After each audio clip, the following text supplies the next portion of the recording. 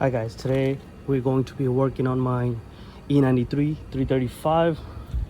It's a N55 motor. We are doing the downpipes. I was actually just going to replace the O2 sensor for bank 1 sensor 2. While removing the sensor, I had to drop the whole downpipe because the sensor was like right on top like this and I couldn't get to it. And once I took out the whole cat, I was like, let me see if the downpipes that I bought for my E90 X drive never fitted on there. I had some clearance issue, so I was like, let me see if it fits. So I lined up the bank 1 downpipe and I think it's gonna fit, so I'm going to try it on. It looks exactly the same. The guy told me, I bought them used, the guy told me it was for X drive, but I don't think it is. I'll try to fit it in there before I put the O2 sensor. If it lines up properly, I'm going to put these downpipes. It's crazy because I bought them for my E90, and that's what's going on down here.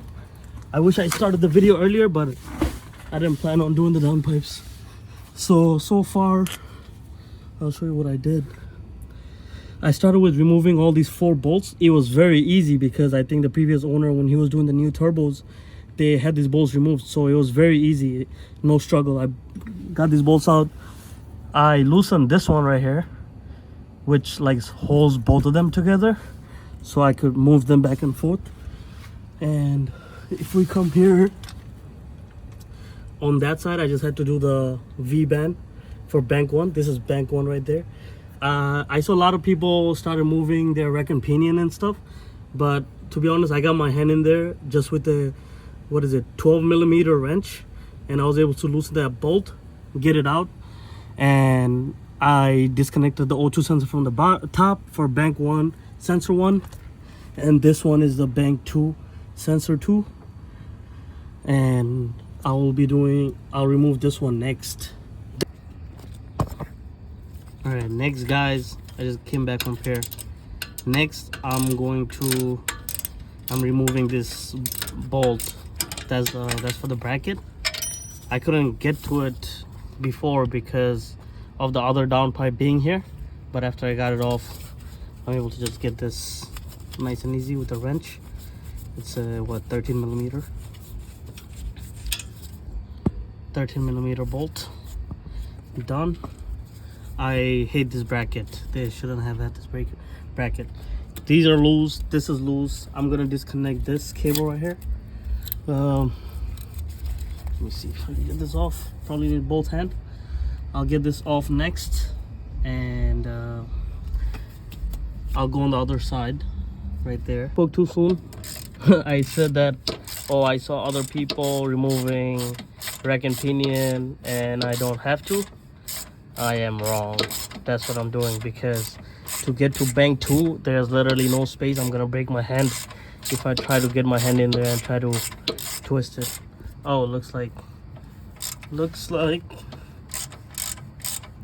top nut is spinning, so I'm going to hold it with something and then get this bolt off so I get it out the way. I really don't understand BMW. Watch. I got this bolt out and you're telling me I gotta drop this whole thing because of this bolt. I gotta remove this whole 3 bolts for this bar just to get this bolt out. It doesn't make any sense.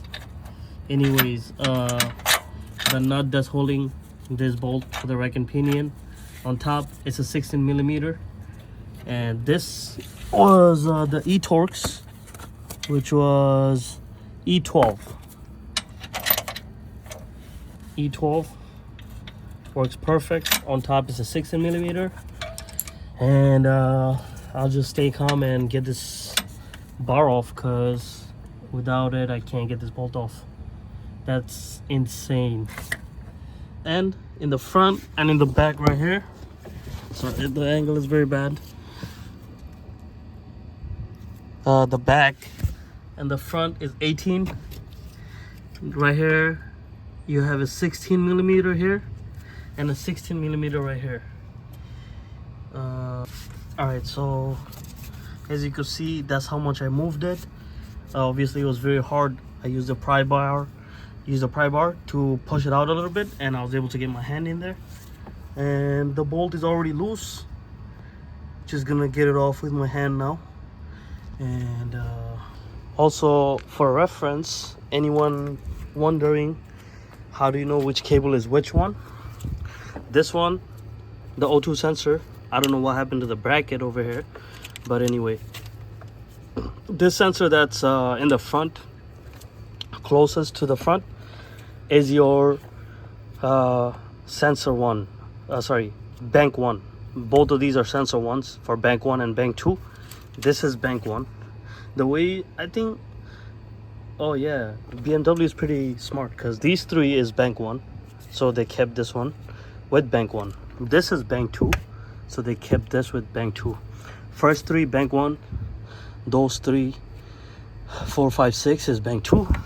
Also another thing you have is the color of the wire. It's gray for the bank two, and bank one, as you can see, black. So that's another way you could tell. But I'm going to disconnect bank two. It routes through the back, through here. Right here. Sorry, right there. So it goes around and comes right there.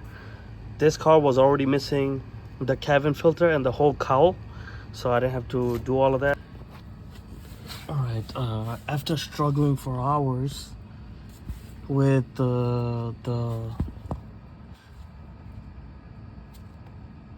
bank 2 downpipe, the clamp, I just couldn't get it in. I was fighting it for so long. Took some breaks in the middle, came back. Finally, I got it in, and it's set in place. I'm just gonna put the bolt. And there's one thing that I did. I don't know how other people do it, but since I already put the O2 sensors in, to route the O2 sensor, I use this like a rope. I sent the rope down. I tied the wire, and I just pulled it up. It worked for me. I don't know how other people would do it. So I have the sensors up here. Just got it routed properly, and I'm gonna do the same thing with bank 2. Hey.